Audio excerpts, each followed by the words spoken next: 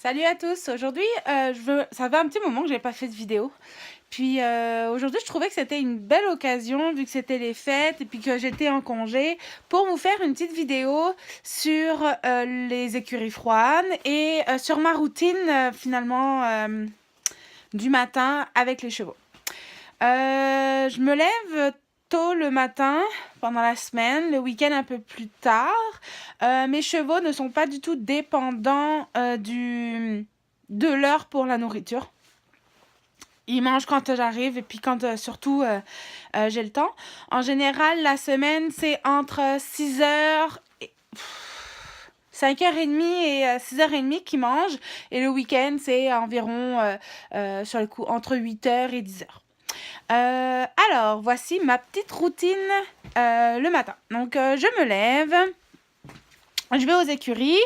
Moi, je prépare toujours ma moulée et je remplis mes seaux d'eau la veille pour justement que je puisse prendre plus de temps et puis surtout perdre moins de temps le matin parce que le matin, je suis assez timée. Donc en fait ici vous avez toutes mes bacs de moulée. Alors très important, un cheval, tous les chevaux ne mangent pas la même chose. Donc là je vais vous présenter la moulée de mes chevaux.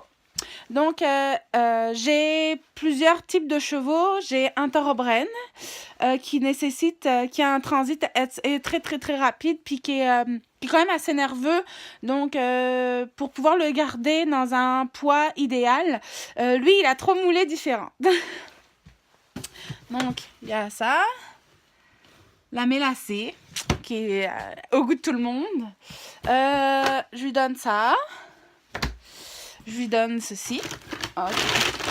Voilà. Ensuite, pour les poulains, forcément, Aroka, 1 an et demi, de la moulée poulain. Ok. Pour ma jument, la moulée plutôt pour régulier, assez basique. Et pour mon petit vieux, mon poney, mon petit vieux, je leur donne de la moulée pour petit vieux. Ensuite, tout ce qui est vitamines. Moi, je donne du sel parce que mon thoroughbred a tendance à moins boire parce que ça fait du bruit autour du seau extérieur. Du coup, je lui donne du sel pour le forcer à boire. Et puis après, tout ce qui est s'il faut des médicaments ou pas. Alors, ok, on va faire. Donc, moi, j'ai des seaux un peu pour tout le monde. Donc les quantités, ça varie en fonction de ce que les chevaux ont besoin ou pas. Ok. Moi, ma dosette, c'est une petite pelle comme ça. Ok. Ça doit faire à peu près un genre de 250 grammes. 2 tasses peut-être. Une tasse. Je sais pas. Je prends ça. C'est pas inscrit à nulle part. Étant donné le nombre de quantités que j'ai passé en petite pelle comme ça, Dollarama, une pièce, puis quand ça casse, ça casse. Moi, ça fait un petit moment que je l'ai d'ailleurs. Puis voilà, en tout cas, bref. Là, on peut voir qu'elle est mouillée, tout simplement parce que je donne de la moulée, je donne des grains, ok? Puis on voit qu'ils sont poussiéreux. Donc, c'est pas super pour le système respiratoire. Donc, mouillé. Alors, là, je vous vois tout de suite venir avec le fait que comment je fais quand la moulée est mouillée l'hiver, quand il fait moins 20. Tout simplement, j'ai la chance d'avoir une sellerie qui est chauffée. Donc, en fait, je prépare toutes mes moulées et c'est au dernier moment que je mets l'eau dans la moulée donc, de héros parce que c'est le seul héros à avoir de la moulée avec des grains. Ok. Ça, c'est de l'orge. Ok. Ça, c'est de l'orge qui est quand même assez... qui est ce qu'on appelle réduit mécaniquement. Ok. Donc, en fait, elle est roulée. On appelle ça de la moulée... roulé, ok. Pourquoi est-ce que j'ai pris roulé que plutôt en grain entier? Tout simplement parce que la roulée va mieux s'assimiler dans le système du cheval. Et du coup, en fait, tous les effets du grain vont plus se ressentir, il va mieux le digérer. admettons, dans la moulée, finalement, aujourd'hui, on va plus parler de la moulée en hiver. Parce que je donne pas forcément les mêmes choses en hiver et en été. En été, ils ont peut-être moins besoin parce qu'il y a l'herbe, puis que, voilà. Regardez. Là, c'est la moulée que j'appelle la mélacée, que tous les chevaux aiment. Ok. Et ben, on voit dedans, je vais essayer de vous le choper. On voit de l'avoine. Ok, ça, petit bout là. Ça, c'est de l'avoine. Eh bien, en fait, si mon cheval ne le mange pas correctement et ne mastique pas correctement, l'avoine, elle ressort telle qu'elle. Okay? Elle est rentrée en grain, ben, elle va ressortir en grain. Okay? Donc, en gros, c'est un peu comme si c'était de la moulée jetée, d'accord, aux poubelles. Donc, finalement, moi, je prends tous mes grains entiers. Ben non, je les prends pas entiers, je les prends tous les grains que je mets dans mes moulées. Et ils sont tous broyés, ils sont roulés. Donc en fait, ça a été, c'est des grains qui à la base ressemblent à ça. Hop, pardon, ressemblent à ça et qui ont été tout broyés et on voit la petite poudre blanche et les petits trucs blancs en fait. Mais à la base, le grain il ressemble à ça. Ça c'est de l'orge. Ok. Je vais vous faire une autre vidéo parce que moi j'aime ça aussi m'amuser de temps en temps à faire des mâches. Alors les mâches, c'est pas très connu ici. Quand j'en parle, les gens restent surprises et se posent la question de ce que c'est. Un mâche, en fait, c'est de la moulée utilisée, des grains broyés ou entiers qu'il faut faire cuire. Ok. Donc, par exemple, du son, de l'orge, de l'avoine. On peut mettre tout un tas de choses dedans. Moi, je m'amuse à mettre de la compote de pommes, des carottes, des pommes coupées en morceaux, etc.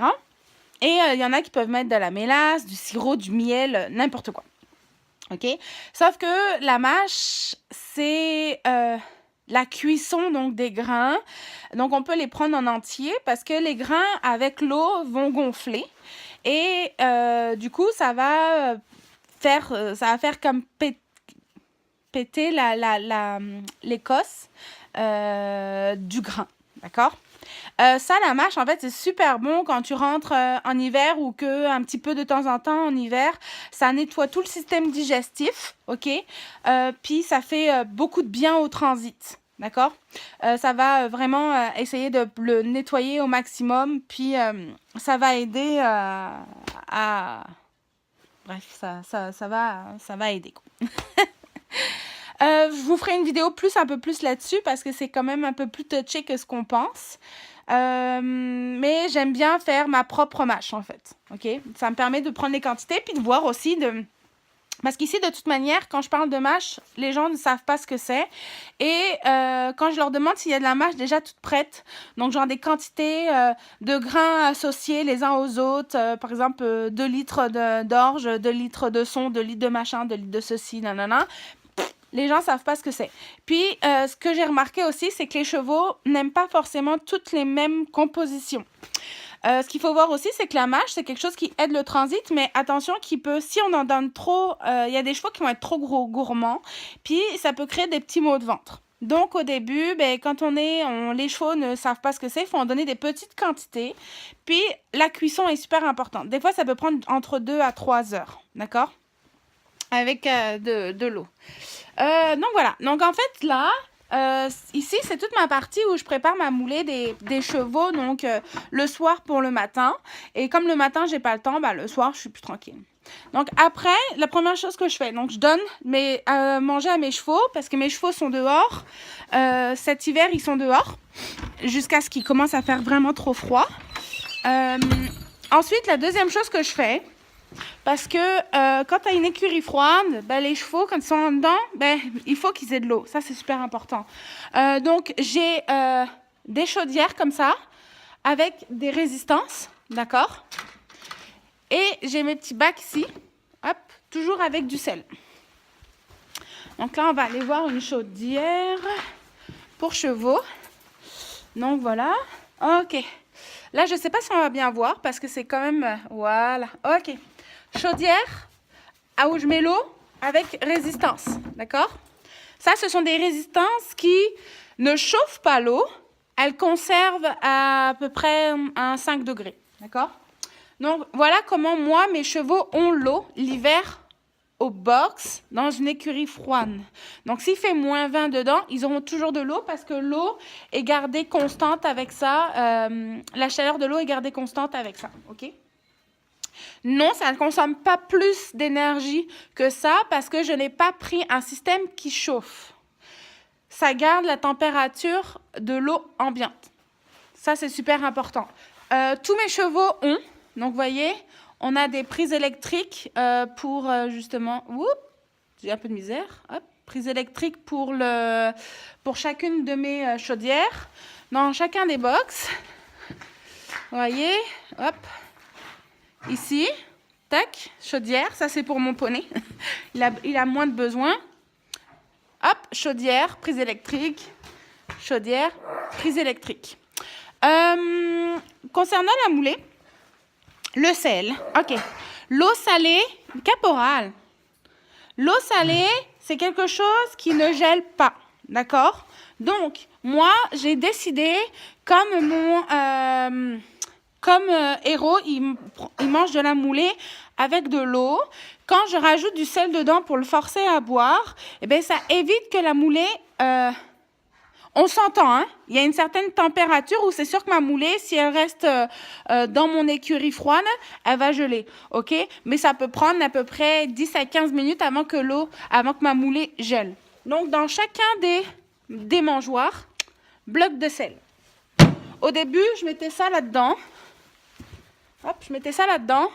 Et puis, bah, vous voyez, en fait, les chevaux s'amusent à tourner avec. Et donc, en fait, j'ai remarqué que ils mangeaient plus facilement mon sel quand je les mettais dans les mangeoires. Donc, voilà, mangeoire. Mangeoire à proximité de l'eau, quand même, hein, OK? J'ai quand même un bon 3 mètres entre les deux. Comme ça, ils peuvent aller boire. Mais le temps qu'ils mangent, qu'ils avalent, le temps qu'ils arrivent à l'eau...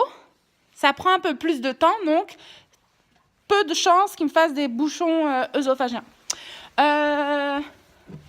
Bloc de sel aussi, ça les évite d'aller trop vite. Ils sont obligés de pousser le bloc pour pouvoir manger. Pareil pour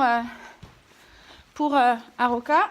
Aroka, j'en ai mis 2 parce que lui, il a découvert que la moulée, c'est super bon. Donc lui, il se jette sur la moulée. Là, lui, j'ai décidé, comme lui, il se jette sur la moulée, puis qu'il est plus en apprentissage, j'ai décidé de mettre carrément l'eau en diagonale avec la mangeoire. OK? Ensuite, je prépare à chaque soir. Admettons, mes chevaux dorment dehors ou pas. S'ils dorment dehors, toujours leur sac à foin est tout le temps rempli. Comme ça, moi, je les rentre. Je les rentre ici, je leur donne à manger. Ils ont l'eau, ils ont le foin. Ils ont le temps de patienter, le temps que je revienne pour les sortir. OK? Ensuite, c'est pas mal tout. Oui, vous allez voir aussi dans mes box. Je m'amuse. J'ai mis ça. Ça, c'est comme des genres de jouets, OK? Ils peuvent jouer avec, ils peuvent les garrocher. Des fois, je mets des petits morceaux de roche dedans. Comme ça, ils peuvent s'amuser. Ensuite, une chose que j'adore l'hiver, c'est faire mes box. Et oui, parce que au printemps, l'été, l'automne, vu que c'est température, chaude, l'urine, en fait, elle gèle pas. OK? Logique. L'hiver, mon urine, elle gèle. Mes crottins aussi. Donc, je perds beaucoup moins de rip que quand il fait chaud. Donc, en fait, mes crottins gèlent. Et mon urine, elle gèle en faisant des galettes. Donc, c'est super facile à ramasser. Tu grattes un peu le dessus où la rip est encore super belle. Tu grattes un peu sur le dessus et tu as juste à ramasser ta galette et puis tu la mets dans le chariot. Super facile de faire les box. Super facile d'aller apporter le crottin à mon tas de fumier. l'hiver. Moi, j'adore. Traîneau. Tu tires, ça glisse, ça marche n'importe où. Là-dedans, il y a 3 box. Mes 4 box, ok? J'ai 4 box là-dedans. Donc, un seul voyage, tu tires, ça peine pas trop, ou tu mets en arrière du skidoo, peu importe, c'est super facile. Vous allez me dire...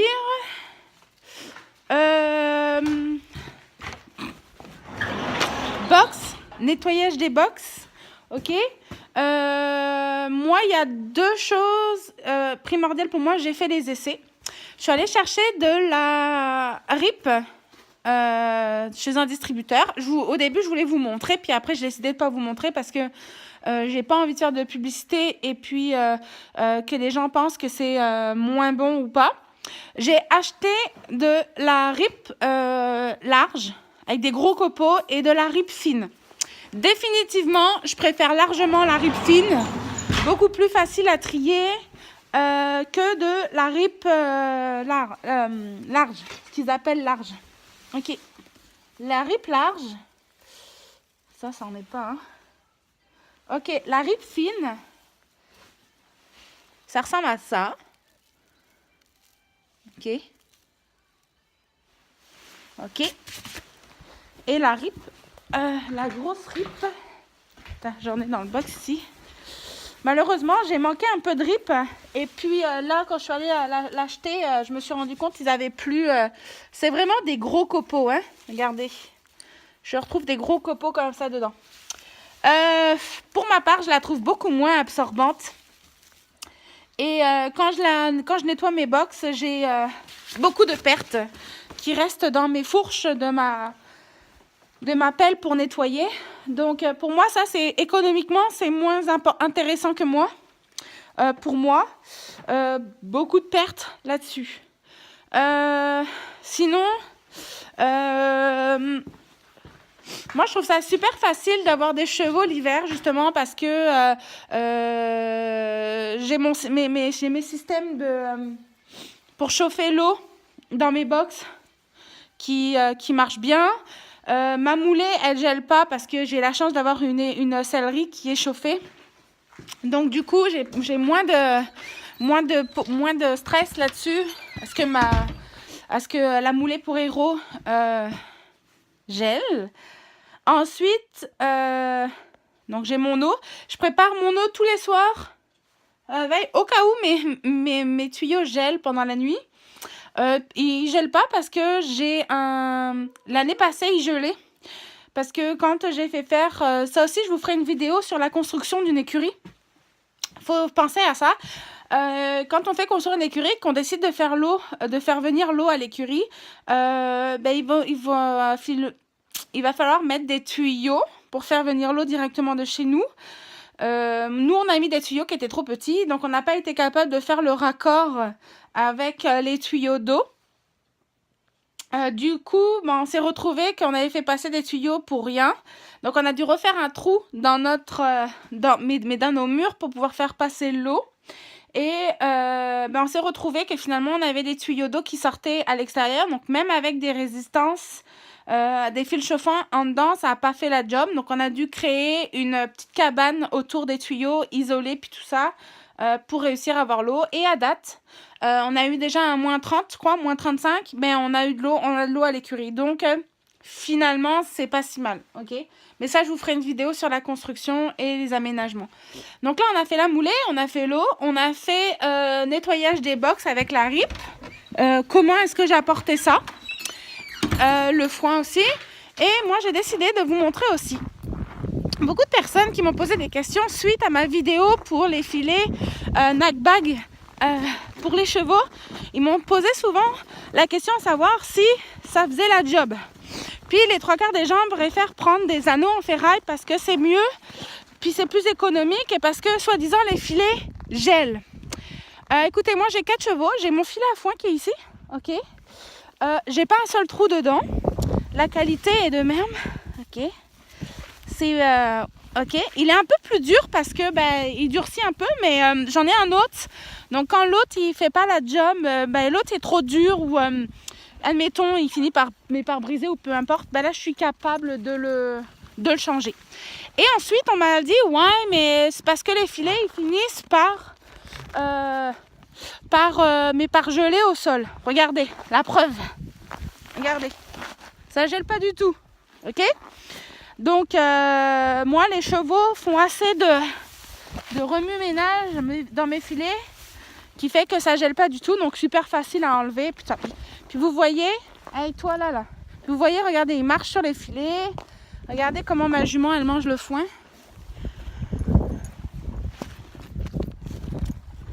Regardez. Voilà, elle tire dessus, l'autre il marche dessus. Puis j'ai aucun problème avec mon filet. Donc, filet à foin, moi j'adhère à 200%. Ensuite, l'eau. Ok, voilà, moi j'ai une tube à eau comme ça, ok? Quand il fait beau, j'essaie de la nettoyer le plus souvent possible parce qu'ils me finissent quand même par mettre du foin dedans. Ma résistance, c'est ça. C'est ça comme résistance, ok? Que je mets dedans, voilà.